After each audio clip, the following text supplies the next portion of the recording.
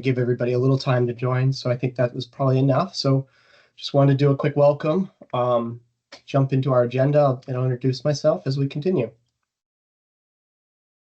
So thank you everybody for joining. From a quick agenda perspective, we're going to do a quick introduction. I'll talk about myself, my role. We'll talk about why securing Microsoft 365 matters, kind of roll from that into the impact of that we see within our customer base of not securing Microsoft 365. And then that really sets the stage for talking about how we help our customers secure their Microsoft 365 on a daily basis. And then as a little bonus in the end, I have a what can you do today? There's some stuff that we can have some recommendations around for you to execute on immediately to help strengthen your environment and prevent any kind of impact in the near future for changes that Microsoft has going on. And then finally, if we have time at the end, we'll jump into some Q&A, and hopefully there's some questions that I can help answer as we wrap it up. So we will jump right in. Just as a quick introduction to myself, I help lead some of our delivery teams as well as our managed detection and response groups. I help align the vision between the different groups and the teams and manage the day-to-days. My background is over 20 years within enterprise and multi-tenant environments. And I welcome any kind of questions as we continue forward in the space of the security of Microsoft and what we talk about. Just as a quick introduction, this is New Era Technologies, global organization. Even our team that we'll talk about today, we're global. So if anybody has any needs outside of the United States, we certainly have the ability to work within that. And our SOC, as we touched on that, is also global. Jumping into Secure Blue, that's the group that I'm in. We are New Era's dedicated security arm. We have a few different divisions within Secure Blue, but today we're really focused on the security of digital assets, focusing really about the data security. We also can touch on secure transformations. I'll talk a little bit in passing about our managed detection and response. That helps a lot of our customers secure or monitor their Office 365 and Microsoft 365 environments. And we also do consulting from a governance, risk, and compliance perspective. We help customers with their identity and access management as it relates to Entra ID and other solutions. And I think all of this kind of starts to tie around generative AI and security governance. And we'll touch on all of those different topics as we continue forward. So I guess the meat of this, right, is why are we here? And it's to talk about securing Microsoft 365. And why does that matter? Well, we see a lot from our purview in the industry. We get exposed to events that are happening within our customer base, events that have happened in our customer base, and getting ahead of events from preventing them from happening within our customer base. And through all of that, right, we do see kind of that same set of patterns playing out on a regular basis as to why securing Microsoft 365 and the data inside of Microsoft 365 matters. There's a series of different attacks that are out there, from phishing, and then the malware that might come along with phishing, or even safe attachments and links that come along with email security. Business email compromise really is about not only the email, but the identities associated with those emails and everything else that might come along with the access to those identities. The other thing we see in the industry a lot of is advanced persistent threats, kind of that slow burn, getting into the environment, not making themselves overly evident, but being able to slowly exfiltrate data, slowly gain more information about your environment. What are the crown jewels? What do you need to be concerned about? And then using that against you in a multitude of different ways. And then the last thing that we definitely see is credential theft. Not only credential theft, but session and token hijacking. And all of that can be controlled by securing Microsoft 365 and it kind of understanding the knobs and dials available to you to better the environment. So, kind of leading off of that, what are the impacts of not securing Microsoft 365? And again, we see these day in, day out with our customer base.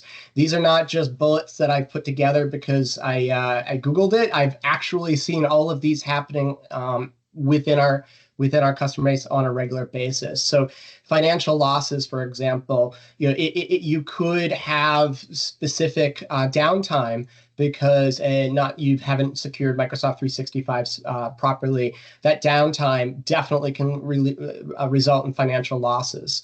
Reputational damage, right? If you are a publicly traded company or you have regulatory requirements around you to make announcements about certain security events, that would definitely erode your customer trust and reduce your customer base over time with attrition. Operational disruptions, those certainly lead to financial losses as well, but breaches can lead to significant downtime. People could be sitting around, not just financial losses from the data, but just from operations and not having the ability to execute on your business vision. A series of regulatory penalties, right? We see these throughout all different industries. Compliance and not understanding your compliance isn't a reason not to have that, and you'll get penalties regardless if you know or not. And that's certainly a place that we see a lot of opportunity to help our customers is building a program around those regulatory requirements and making sure that they understand those regulatory penalties to not meet those requirements. Loss of intellectual property is a huge one. In fact, if you don't secure Microsoft 365, this is probably the most common one we've seen. We've seen customers get completely locked out of Microsoft 365, lose access from both a IAM perspective as well as an encryption perspective, and have their data deleted, removed, or encrypted on them. The loss of intellectual property is massive, and it's one of the biggest impacts that we see in the industry right now from securing Microsoft 365. And I think all of these bullets lead to customer attrition. If any of these other bullets play out, likely your customers will either be impacted from a quality perspective, a doing business perspective, and even just an execution on operational efficiencies. We've seen instances where third parties get hacked, and then that hack leads over to you. And certainly you don't want your breaches to then result in your customers being breached and then potentially their customers being breached and continuing on. You don't want to be the start of that chain because your customers certainly will remember that as you move forward. I think so. All of that really leads to the meat of this conversation, which is how does New Era secure Microsoft 365, right? And I think there are two major ways within our current portfolio in Secure Blue that we do that. There's our consulting services, and then there's our managed detection and response engine. If I focus first on our consulting services, we really do have a canned assessment that we do as a lead-in for our customers to get into their environment, to understand what their requirements are, what keeps them up at night, what are their crown jewels, what have they done so far for security, what haven't they focused on, what is their roadmap outside of what they've done that they have in a vision. And we compile all of that through interviews, through various data collections, through analyzing the environment, through hands-on keyboard review, and we compile recommendations through that process. And that recommendation list typically aligns with making best use of Microsoft 365 licensing. We see the best value typically in the E5 suite because you can layer all these products on top of each other and they result in a better secure environment. For example, Intune MAM, that stands for Mobile Application Management. And we see a lot of customers struggling with BYOD scenarios, but with BYOD being enabled, still maintaining secure control on their data. And Intune MAM is a huge way that we can implement BYOD without having access to the end user's devices. So the biggest concerns typically we run into in true MDM, mobile device management on mobile devices, is the concern that the corporate IT staff could wipe the device. We can see apps, personal apps, dating apps, or other types of apps that you wouldn't want your company to know that you have on your personal device that you have every right to have. So MDM on personal devices we see much less often. And we can help guide customers in that assessment that I was talking about through the best practices, through our experiences in MDM and MAM, how to layer them together, where the one is better than the other. There's another emerging technology in this space called Android Enterprise, and it's somewhat of a hybrid between the Intune MDM and the Intune MAM, where you can truly expand your mobile application management beyond the core set of applications that Microsoft provides out to custom business applications that might not support the Intune hook required for the MAM process. And just as a call out, the MAM process creates a bubble around your corporate applications that prevents data exfiltration. So, and you can control this at significant lengths, meaning you can control which applications allow copy and paste to each other from a clipboard perspective, which applications allow saving data to a mobile device versus OneDrive or SharePoint. All of that is controllable in the MAM policies wrapped around just the Office apps. And that's where Android Enterprise spans over to allow you to wrap that around a larger subset of apps. And then MDM allows you to wrap that around the entire device itself. So those are three places that we see a lot of effort in that M365 assessment put. But that just leads on to the next piece, which is conditional access policies, because when you've made use of all of these, you can then use Intune to identify compliant devices and use the device posture itself as a gate to get into your environment. And I like to call conditional access policies like if you bought a new house, the first thing you do when you buy a new house or you get a new apartment or whatever is you put locks on your door, or you at least make sure the locks on your doors work and that you are the only one with the keys to those doors, or you at least understand where the keys to those doors are. And that truly is what conditional access policies are, is it's the mechanism of how you can control the front door to your Office 365 environment. And this is always emerging.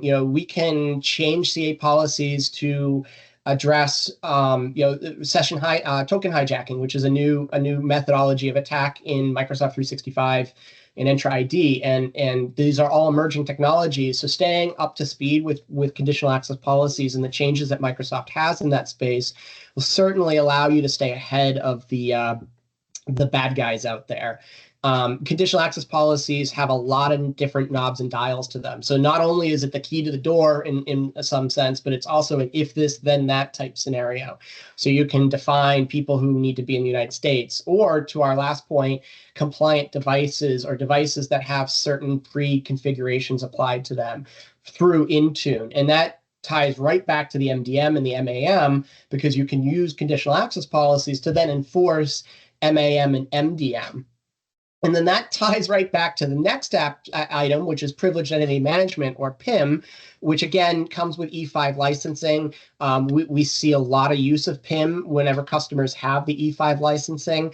But with PIM, you can then create additional policies for conditional access for elevated individuals, and if you have a specific type of role, or you've elevated into a specific type of role in Entra ID that gives you full access to the environment, the PIM can have another gate of either user acceptance from a manager or a senior leader, or an additional MFA prompt of some sort. So all of these things start to play together, and they start to enhance the overall security of the environment as you start to roll them out in concert. Leading on to this list, Microsoft Purview is another layer on top of all of that, because with Microsoft Purview, you can start to classify your data, right? So out of the box, Microsoft doesn't know one document from another document for the next document and what the data inside of that is. So there's no way to say, all right, this document is super sensitive data. Make sure that somebody needs to do X, Y, and Z to gain access to that, or limit the access of X, Y, and Z. And quite honestly, this also ties into what we've seen a lot of concerns going into Copilot and making use of Microsoft AI is data classifications, because as you open up the gate to AI you may realize very quickly that you have loose permissions or incorrect alignment with your data, and people are able to use Copilot to access data that they already had access to, but they didn't know that they had access to, and it was sensitive. And if you use Microsoft Purview to layer on top of that, you can identify that data ahead of time, and then to the point of our previous bullets, pull in conditional access policies based on the type of data or the classification of data that was already put into those documents. With the classifiers, you can do things like prevent them from being shared externally, or encrypt them if they're downloaded, and time bomb them if they're downloaded. So if somebody downloads something off of Microsoft, puts it on a thumb drive, you can make it disappear basically after 3 days or 30 days or whatever you want to define. And all of that happens in Microsoft Purview based on the data classifications. And those data classifications feed conditional access policies, but also will help feed a more mature and secure AI rollout for if anybody's interested in Copilot, and making sure that Copilot doesn't accidentally expose the incorrect data to users. The other things that we look at that tie all back into this in our Microsoft 365 assessment are app registrations, enterprise applications. So things like, are you presenting data to third parties? Again, going back to AI, do you have some AIs that are accessing your data and that you're not aware of that, or that has been given consent to your organization's information? We certainly highlight that. We talk about that in our assessment, and we try to help customers reduce the leakage of data through those third-party grants. We also recommend that customers work to build their single sign-on directly into Entra, and that type starts to feed our managed detection and response team, because if you're using a single entity and you have all the different Defender solutions under your organization that Microsoft provides, that all layers directly into our managed detection and response team, where they can utilize the Defender solutions, utilize all the advanced analytics and alerting that's built directly into Microsoft, and sit on top of that. Because I know most environments, when we do our assessments on the consulting side, nobody's looking at the Defender portal, nobody's looking at the alerts that are triggered, and there's dead obvious events that need to be addressed that we catch in our assessment. Well, managed detection and response, you don't have to wait for an assessment. The team's constantly seeing the alerts and what goes bump at night. And within our managed detection and response, we also have a 24/7 SOC, and it's eyes on glass 24/7 for anything that bumps. Microsoft 365 is a majority of where we get our alerts in our managed detection and response team. We see a lot of events that we've been able to prevent or reduce the scope of when it comes to business email compromises, leaked credentials. All of that aligns directly with what we help our customers day in and day out within our monitoring space. Now, spinning back to the security assessment and kind of more of the consulting, all of that continues to piggyback onto risky sign-ins, risky users, Defender for Endpoint, right? Those are all additional points that you can add to conditional access policies to help enforce and enhance either device posture, current user state. Additionally, Defender for Endpoint, we overlay our managed detection and response engine on top of that. We've seen really good results with Microsoft Defender for Endpoint, particularly P2, which includes the advanced telemetry, advanced response engines, and advanced threat protection that's built into all of that. And that is a very, very good product that Microsoft has been continuously investing in. And 4 or 5 years ago, not a lot of people were talking about it, or not a lot of people were using it from an EDR perspective. And in what we're seeing today, a lot of customers are starting to use Microsoft Defender for Endpoint. A lot of the reasons is because it works well, it isn't disruptive to the organizations and their business, and it comes bundled with E5. So if you have E5 licenses, you may already have this, but you might already be paying for another EDR, and you can save money by rolling it out efficiently and with good knowledge. And we certainly help our customers plan and execute on those visions. Another place that we really recommend people spend some time is Microsoft Defender Cloud. So this kind of kind of falls outside of the true Microsoft 365 space because it focuses in the Azure environment. But again, going back to the managed detection and response, anything you have in Microsoft Defender for Cloud will help augment and enhance the security of your environment. We highly recommend customers invest in Defender for Cloud. It's not expensive, but the value that it provides in making sure you're aligning with best practices is significant. And it helps augment the security operations groups that you may have in place. And then, another one that we see a lot of use of as far as growing value is Defender for Identity.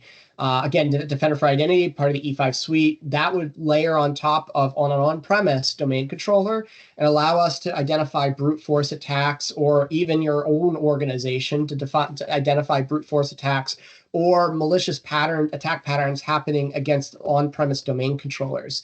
All of that feeds back into Microsoft Defender and Azure Sentinel. And I guess it's another good segue to Azure Sentinel because we see a lot of emerging use of that as well. Our managed detection response engine makes use of Azure Sentinel, and there's a lot of built-in knowledge and automation that's available in Azure Sentinel. We're seeing more and more products in the market space take advantage of integration options with Azure Sentinel. And it's definitely a space that if you're not looking at internally, you should at least be evaluating whether it meets your needs as you look forward, because it is cost efficient and all of the different things that you're doing within the Microsoft stack directly integrate with that. Most of these solutions are a slide box, little slider to turn on for Azure Sentinel versus some kind of advanced log integration system that you might have to build. Another spot that we see a lot of opportunity that may overlap with other products, especially in the E5 space, is the Defender for Vulnerability Management. We see a lot of opportunity to gather data and telemetry on endpoints, the vulnerabilities that might exist in them, the status of them, and we can again use that status and enrichment as part of a conditional access policy enforcement. So this is where, again, all of these different solutions layer on top of each other. And if you're really just focusing on one Defender product, you may be leaving a hole in your stack that either needs to be filled by another product or may not be filled whatsoever. So truly, Defender is a great product suite. And the more that you invest in the Microsoft stack, I think the more that Defender will certainly help you better align all of those technologies. We also, in our assessment space, focus on the secure scores, as well as the XDR alerting, all of the stuff that comes out of the Microsoft Defender portal. We will provide that assessment. We provide a finalized write-up. We then summarize all of that into action plans and prioritizations. So it's a very comprehensive review of all of the different speeds and feeds from a security perspective that are available within your Microsoft 365 tenant and that bleed over a little bit into that Azure infrastructure. Just seeing if there was any other bullets here that I didn't touch on. I think I covered them all. Certainly, if anybody has any questions, feel free to ask them, and I will touch on that at the final Q&A. Awesome. So I talked a lot here about what we can do from New Era's perspective for you, but I also know that our webinar here is securing your Microsoft 365 or strengthening that. And I certainly didn't want to leave you without something that you could do yourself today to make your environment more secure. And as we continue, I think one of the most, I kind of led on to this at the very beginning, was one of the most important controls inside of a Microsoft 365 environment is the conditional access policies in Azure and Entra ID. And those conditional access policies enforce MFA. And there are different kinds of MFA enforcements that you can use in those conditional access policies. There's standard SMS and even phone or security questions like what's your mother's maiden name. Those are considered not so secure anymore. And then there's more modern options such as Authenticator or passkeys or FIDO2 YubiKeys and things like that. And if you have rolled this out and you've had Microsoft for a while, you likely rolled all of that out in the legacy MFA section. And Microsoft is going to to get rid of that and migrate you off of that on September 30th, 2025. And that's kind of a rip the Band-Aid event. So you don't want to be caught in a rip the Band-Aid type scenario. You likely want to control this yourself so that you have the option to roll back if something didn't execute as planned. You can put Humpty Dumpty back to the way he was and then figure out what went wrong and execute again. But on September 30th, when it comes down to this new MFA change, you have no options. That is the end of the road, and Microsoft's going to do it for you. And that may not be graceful. Your users may experience impact, either new MFA requirements, not able to satisfy MFA requirements, or, God forbid, entire loss of MFA. So Microsoft has been warning us about this for a few years. Hopefully, a lot of the people out there have already kind of approached your organization to address this. If you haven't, recently, I think within the last 2 or 3 months, Microsoft has built an automated process for this. I'll show you as the next slide what the handcrafted previous process was, just to kind of iterate through that if anybody wants to dig deeper. But from an automation perspective and a quick and easy, there is probably very little that you could do today that's more important than trying to get ahead of this. And it's a 3-button process.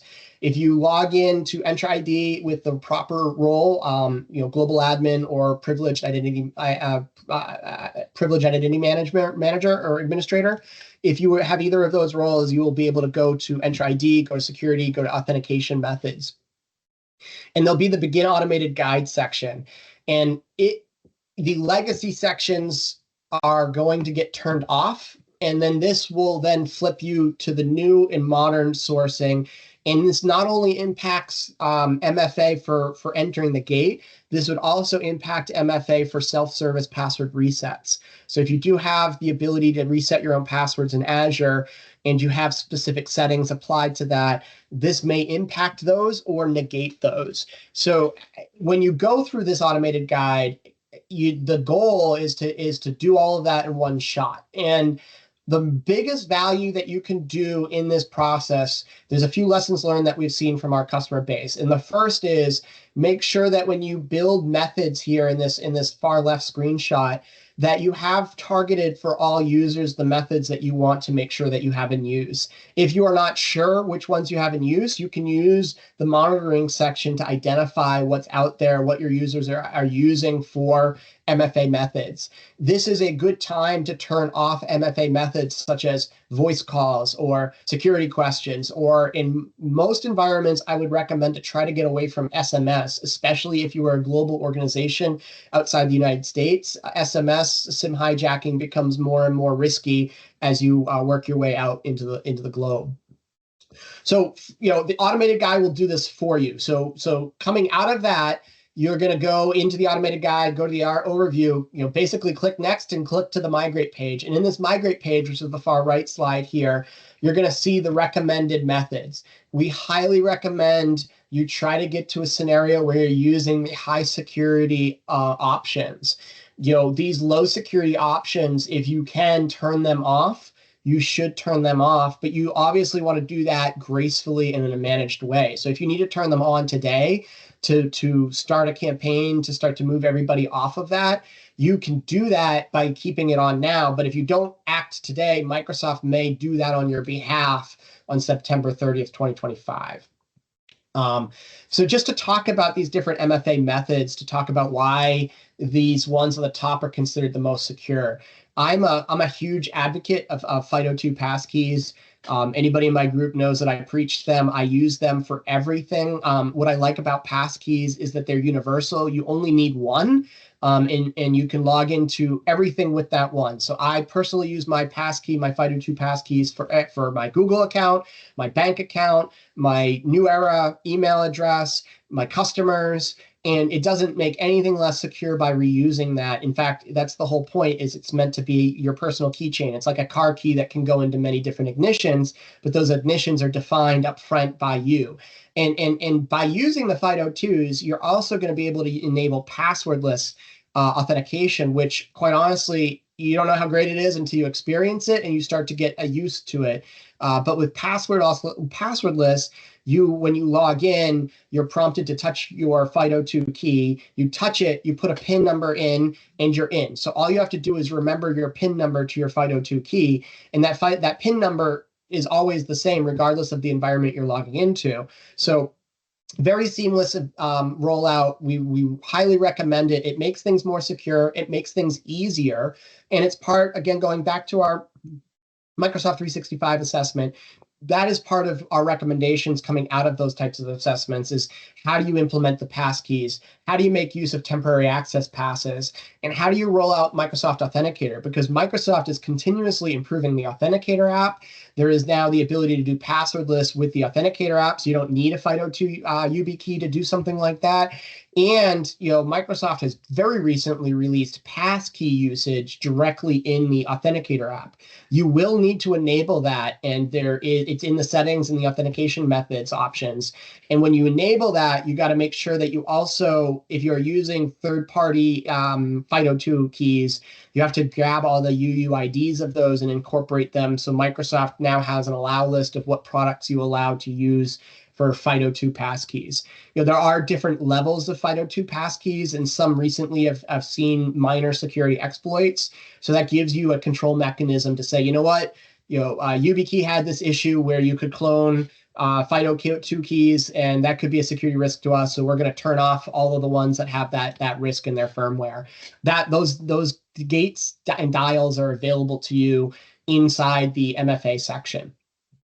So again, what can you do today? Make sure you start to build a plan for this. If you do not, and you get to September 30th, there's no rollback. If you start to execute on this and you run into an issue, you can roll back and you can put things back to the way it was. And I think that leads us right into our next slide. This is the manual effort to do the same thing. And this shows why Microsoft was able to build that automated button, is because people were not executing on this in a timely manner, because they had to go to 5 different portals and 5 different sections to check 5 different boxes depending on their environment. And it was not very intuitive. So, this is your legacy methods. For self-service password resets, you had to make sure that you have these methods available in that previous slide for your users. When you click migrate, you'd have to go in and put yourself in a migration in process mode, which allows you to which confused people because now you're enforcing 2 different forms of MFA. It's like 1 foot in each canoe, and the 2 canoes are starting to separate, and you're just there stretching your legs. That was an issue for some people, so they needed to get to migration complete quickly. So Microsoft gave them that automated guide. Some of the other gotchas that we ran into with our customers when we were trying to do these manual migrations was you had to turn off all of these legacy settings and then remember to turn them back on if you had to roll back. And you had to make sure that you enabled or you had enabled already the OTP functions within Authenticator within the legacy settings. So this was a bear. It was not an easy task. It was burdensome on the customer base. So that's why, again, going back to this slide, Microsoft made the 3-step process. And I cannot stress enough that if you miss this opportunity, Microsoft is going to force it onto you. And it could be impactful. They may cut out SMS phones for you, or you're going to lose your opportunity to try to improve your posture through an easy process that you have to execute on either way.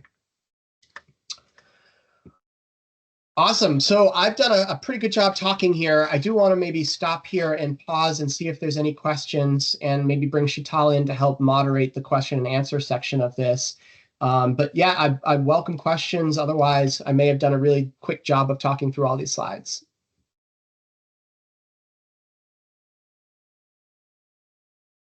All right, I think I'm going to be the one on. So hi, Jackie Edwards, Global Director of Marketing. And I'm just going to help facilitate the questions. We did have one question come in on, are we doing the security assessments at New Era? You had talked about our different assessments we have. Yes, so New Era ourselves, we are doing security assessments on a regular basis. That's a canned solution that we have on our website. Actually, I have right here 2 links. We'll make sure that everybody coming out of this meeting gets access to these links. The first of these 2 links is a solution brief on our Microsoft 365 security assessment that we do regularly. We've done hundreds of these. We've seen hundreds, if not thousands, of different customer tenants and environments. And we certainly know the regular gotchas that come up in those environments, and we layer that into our regular assessment. I hope that helps. Excellent. Yeah, definitely. We had some pre-questions. One of them around can Microsoft 365 Defender replace third-party security tools? I would say yes in context. Most of the time, customers will be able to replace a lot of their security suite with the Microsoft E5, and E5 would include a lot of the Defender options.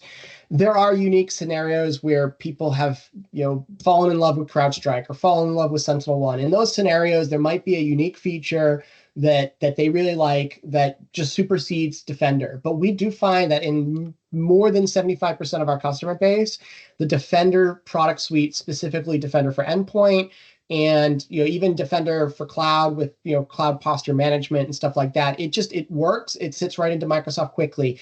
The places that might not work as well is when you're multi-cloud or you're spanning outside of the ecosystem of Microsoft. That's where things start to get a little more gray. But Microsoft continues to build upon their suite, and we see more and more organizations really laying into that suite. Standing. Well, this is the opportunity. If any questions come in, it looks like maybe we got a couple more. How do you manage privileged access without slowing users down? Yeah, it's a good question. Anybody who works with me will know that one of my common sayings is I feel like I spend half my life waiting on Microsoft to spin something in some manner. So you're always going to have some slowdowns, but I do notice with privileged identity management, you can control that. A lot of our customers do elevated access maybe a little bit longer to help lessen the impact to their end users. So they can elevate access for a longer period of time if they're going to work for a period of the day with that elevated access. There is going to be a slight impact in implementing these, but that impact is very little. It's minimal. I think you measure it in minutes of the day, certainly not hours. And if you invert that and say, what is the impact to me if I didn't use privileged identity management, I could go on all day about what we've seen in our customer environment, specifically around, even like making use of break glass accounts, making use of global admin, and too many global admins is a really, really bad thing. And privileged identity management can at least help you lessen the permanent roles and reduce that to temporary access, which could impact slightly, but it's very slight in what we see. Excellent. Excellent. All right. Let's see. If we suspect something isn't right in our Microsoft 365 environment, what's the quickest way to know if it's a real problem? That's a good question. So off the bat, normally I would go to the Defender portal. The Defender portal is going to give you a lot of speeds and feeds about what's alerting and what's going on. Beyond that, I think Azure Sentinel will give you a tremendous amount of information, and that's why we highly recommend organizations look to rolling that out, or a similar SIEM, security information event management. But Sentinel is kind of built into the box. Like I said, you don't have to worry about relaying logs between all these different solutions. It's kind of a slider of the box and things get turned on. On top of that, if you have Azure Sentinel, you might then lack the skill set in-house to be able to use Azure Sentinel to identify what happened, what's going on, what was breached, what wasn't breached, what was done, what wasn't done. And that's certainly where our managed detection and response engine, our SOC sits on top of Azure Sentinel, does the diagnostics for you. If there's a malicious IP or an IP address in the logs, we certainly will then evaluate and investigate that IP address, see if it's showing up on the web as a known malicious or bad actor type IP. It will gather the information about the people who might be involved, the emails that might be involved. We have the ability to pull emails from inboxes, or at least make the recommendations to pull emails from inboxes in those instances as well. So, it starts with Defender.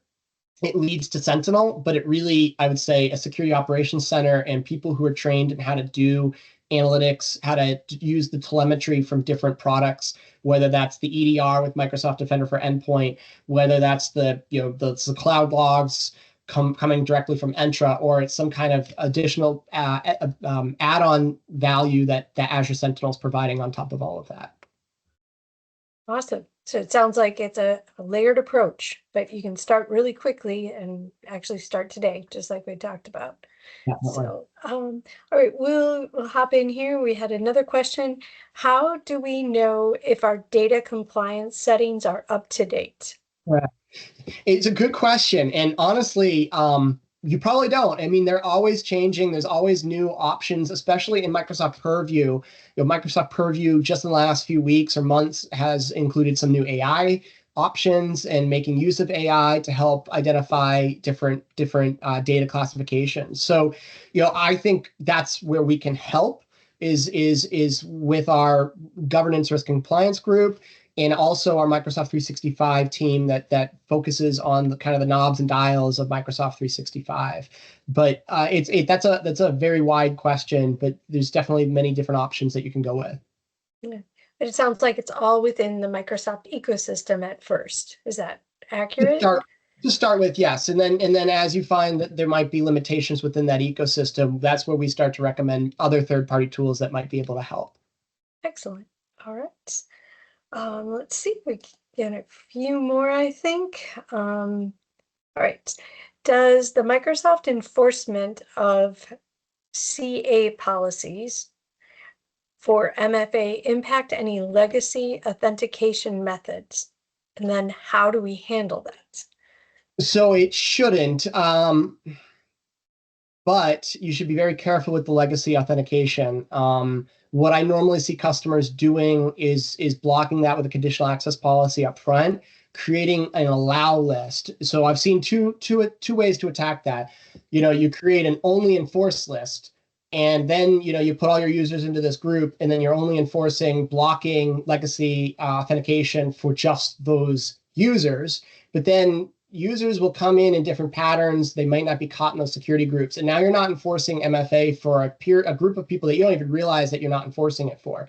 We normally recommend the invert of that in a conditional access policy, where you create an exclusion group, and then you can use the reporting built directly into Microsoft Entra sign-in logs, or you could even build more advanced queries within Sentinel, and you can identify the users out there that are still using legacy authentication and just put them into that group and let that sit out there. But obviously, with legacy authentication enabled, you're susceptible to brute force. That's another place that managed detection and response can help sit on top of that and identify when those brute force attacks are happening, and consider those users that you do have bypassed for, to allow legacy authentication. They are getting some special VIP attention from the security operations group. Excellent. All right. I think that is all the questions that we had so far. So if there's anyone else that wants to pop anything in here quick, you've got a last minute to ask those really technical questions. As we heard, Scott's got a lot of expertise in how this functions. So great opportunity to get some free advice, right? So with that, I will hand it over to Scott to wrap up, and I thank you very much for doing this. I found a lot of really great information and understanding how the ecosystem's working together. So thank you, Scott. Thank you, everybody, for joining. And if anybody has any questions, you can email solutions@newiretech.com. That will get forwarded to me, and I'm happy to interact directly with anybody who has any follow-ups or like more information, a demo, or anything else. I'm happy to engage. So please reach out. And we'll go from there. But with that said, I do appreciate everybody's time. And if there's no other questions, again, thank you, everybody, and have a wonderful day. Thank you, everyone. Take care. Thank you.